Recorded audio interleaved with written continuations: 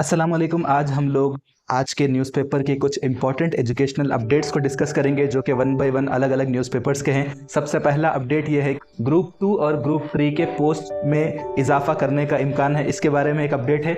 दूसरा, TET notification के बारे में है कि क्या ये नोटिफिकेशन आएगा या नहीं आएगा।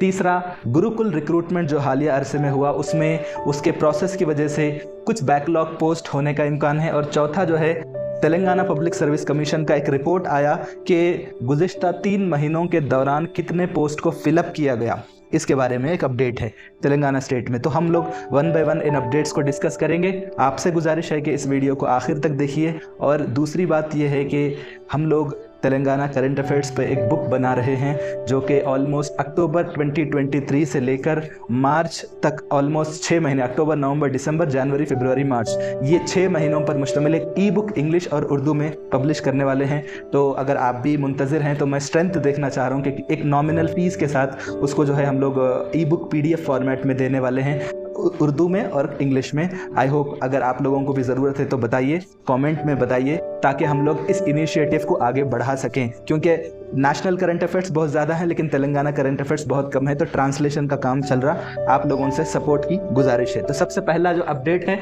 वो ये है कि ग्रुप 2 और ग्रुप 3 पोस्ट में क्या इजाफा होगा या नहीं होगा। तो इस बारे में ये है, दिशा न्यूज़पेपर तेलुगु का न्यूज़पेपर है, उसमें अपडेट ये आया कि ग्रुप 2 और ग्रुप 3 के पोस्ट इंक्रीज़ हो सकते हैं। आपको तो मालूम है कि ग्रुप 2 का एग्ज़ाम जो है अगस्त में होने वाला है और ग्रुप 3 का एग्ज़ाम नवंबर में होने वाला है। ये दोनों बहुत बेहतरीन जॉब्स हैं। तो इसमें जो है कुछ दिनों से एक पुरजोर मुतालबा ये हो रहा था कि आप पोस्ट को इंक्रीज़ करिए, ज़्यादा से ज़्यादा पोस्ट बढ़ाइए। आपको तो मालूम है ग्रुप 2 में 780 के करीब पोस्ट है और ग्रुप 3 में 1300 के करीब पोस्ट हैं। तो अब यहाँ पे गवर्नमेंट ये चाह रही कि पार्लियामेंट इलेक्शन का कोड आने से पहले पहले जितने भी पेंडिंग इश्यूज़ हैं उन तमाम को सॉल्व किया जाए। तो आज कैबिनेट मीटिंग होने वाला है, आज मतलब मंगल का दिन, 12 मार्च के दिन। तो हो सकता है इस कैबिनेट मीटिंग में कुछ अहम फैसला लिया जा सकता है। तो ये बता रहे हैं कि ग्रुप 2 में 85 पोस्ट बढ़ सकते हैं और ग्रुप 3 में जो है ऑलमोस्ट 80 पोस्ट बढ़ सकते हैं। तो अब यहाँ पे सवाल ये पैदा होता है कि इसका जो रजिस्ट्रेशन प्रोसेस है ये लास्ट ईयर कंप्लीट हो गया, यानी 2023 फरवरी में कंप्लीट हो गया था। क्या अब नए लोगों को भी मौका मिलेगा? जैसा ग्रुप 1 नोटिफिकेशन में नए लोगों को चांस दिया गया, तो क्या ग्रुप 2 और ग्रुप 3 के मामले में भी नए लोगों को मौका मिलेगा या नहीं मिलेगा?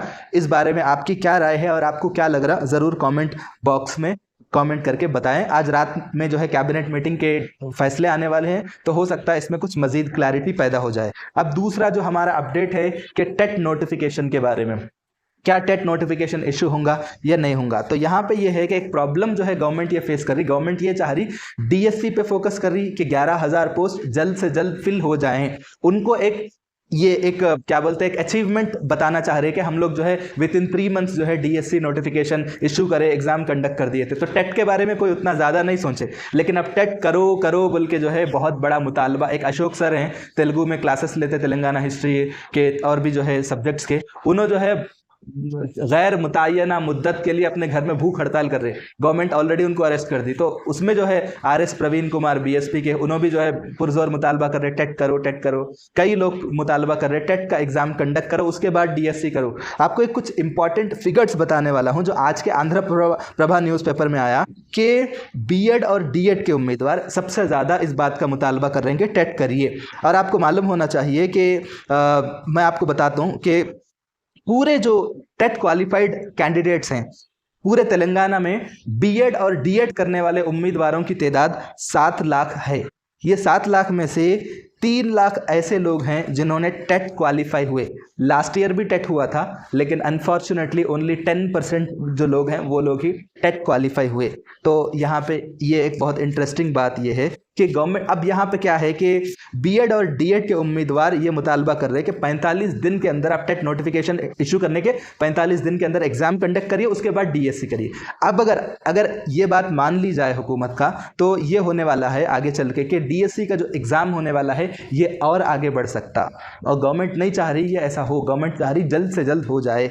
तो हो सकता फिर ये भी हो कि जो रजिस्ट्रेशन की जो तारीख है 4 मार्च से शुरू हुआ, तो क्या इसमें कुछ तब्दीली होंगी, क्योंकि फिर जो लोग टेट क्वालिफाई हो उन लोगों को भी डीएससी के लिए रजिस्टर करना पड़ता है। तो बहुत सारी चीज़ें हैं, तो हो सकता है कि आज के कैबिनेट मीटिंग में इसके बारे में एक फैसला हो सकता है। तीसरी सबसे अहम अपडेट, तीसरा जो अपडेट है वो गुरुकुल रिक्रूटमेंट में बैकलॉग पोस्ट के बारे में है। वहां आपको तो मालूम है कि गुरुकुल रिक्रूटमेंट का अभी परसों ही प्रोसेस कंप्लीट हो गया। Degree lecturers, junior lecturers, PGT, TGT सबके रिजल्ट्स आ गए। हमारे 3 व्हाट्सएप ग्रुप्स में कई लोग हैं, ऑलमोस्ट 15 से 20 लोग ऐसे हैं जो मेरे को पर्सनली मैसेज करके बोले कि हम लोग कोई डीएल में सेलेक्ट हुए, कोई जेएल, मैक्सिमम लोग जेएल में सेलेक्ट हुए।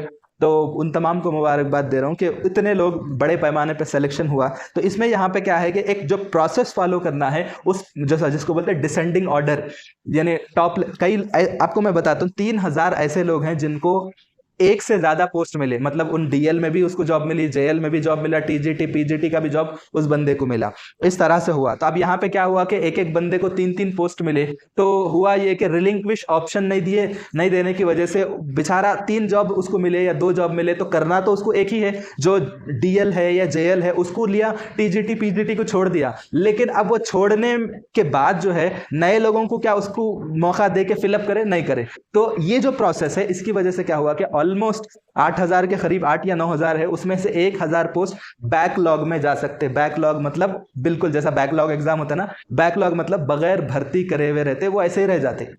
तो ये मसला ये हो गया। बेहतर होता कि जो क्वालिफाइड लोग हैं, नए लोग हैं, जो जिनका लिस्ट में नाम नहीं आया, ये प्रोसेस के बाद, क्योंकि बंदा एक ही जॉब कर सकता, 2 आओ या 3 आओ, आपका अचीवमेंट अपनी तरफ है, लेकिन क्या उससे लोगों को फायदा पहुंचा, नहीं पहुंचा, इस तरह से बैकलॉग हो गया। ये गवर्नमेंट का और जो ट्रिब है, जो तेलंगाना गुरुकुल बोर्ड है, इनका मसला है। इनकी गलती की वजह से 1000 पोस्ट बैकलॉग में हो गए। तो अब यहाँ पे ये डिमांड किया जा रहा है कि ये बैकलॉग मत रखिए, कोशिश करिए कि जो उनके बाद जो 2-2 3-3 जॉब्स लाए, उनके बाद जो ज्यादा क्वालिफाइड लोग हैं उनको जॉब्स दियो। तो ये एक बहुत बड़ा मसला है, तो हो सकता है इसमें देखना। चौथा जो अपडेट है वो ये है कि कल परसों तेलंगाना पब्लिक सर्विस कमीशन ने एक रिपोर्ट जारी किया कि 3 महीने में कितने जॉब्स फिल किए गए, कितने जॉब्स की भर्ती की गई। तो इसमें यह बताया गया कि 28,942 28,942 जॉब्स को फिल किया गया। और इसमें से खास बात यह है कि 47% जो फिल किए गए जॉब्स, उसमें से 47% विमेन को जो है जॉब्स दिए गए। अब यहाँ पे आप देख सकते हैं कि विमेन इसलिए 47% इसलिए शो हो रहा, 2 बातें हैं, क्योंकि स्टाफ नर्स का जो एग्जाम है, स्टाफ नर्स का जो रिक्रूटमेंट हुआ, उसमें 6,956 56 स्टाफ नर्स तो आमतौर पर फीमेल रहते। तो इसी तरह पुलिस 14,099 पुलिस है। इसी तरह गुरुकुल बोर्ड 7,800। तो ज़्यादातर इसमें स्टाफ नर्स का ले लीजिए, गुरुकुल का ले लीजिए, ज़्यादातर तो खवातीन रहते। तो जाहिर सी बात है 47% बोल के हम लोगों को ज़्यादा खुश होने की ज़रूरत नहीं है। नहीं कि भाई बहुत बड़ी इंक्लूसिवनेस पैदा हो गया, मशमूली माहौल पैदा हो गया, ऐसा तो नहीं है। बस ये स्टाफ नर्स और गुरुकुल की वजह से ये परसेंटेज इतना बड़ा हुआ दिख रहा। तो ये तेलंगाना पब्लिक सर्विस कमीशन ने यह रिपोर्ट जारी किया कि भाई ये 3 महीनों में, दिसंबर, जनवरी, फरवरी के दौरान 28,942 जॉब्स को फिल किया गया। ये एक बहुत अच्छी बात है कि इतने जॉब्स फिल किए गए। इसमें से कई जॉब्स ऐसे हैं जो पुरानी बीआरएस की सरकार में इसके एग्जाम्स ऑलमोस्ट प्रोसेस कंप्लीट हो गया था। बहरहाल जो भी है, आप लोगों को एक एजुकेशनल अपडेट देने के लिए ये बात शेयर किया। आपको कैसा लगा ये सीरीज, आप अपने कमेंट बॉक्स के जरिए अपने फीडबैक जरूर दीजिए। Thank you so much.